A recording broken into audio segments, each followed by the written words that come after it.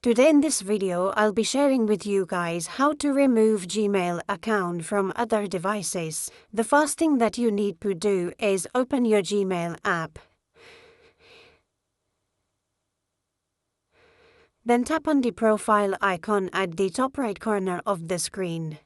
Here you might have multiple Gmail accounts. Tap on the Gmail account that you want to remove from other device. Then tap on Manage your Google account. You will be taken to this page. On this horizontal tab, go to the Security tab. Then scroll down till you see this section called Your Devices.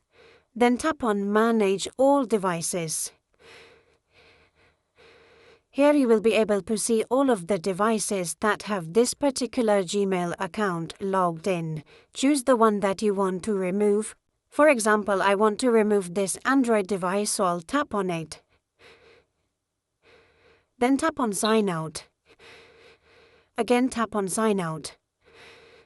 The Gmail account is removed from that particular device. You can do this for any of the devices listed here. That's how you remove Gmail account from other devices. I hope you found this video helpful. If you did, then subscribe to the channel for more videos like this in the future, and I'll talk to you guys in the next video.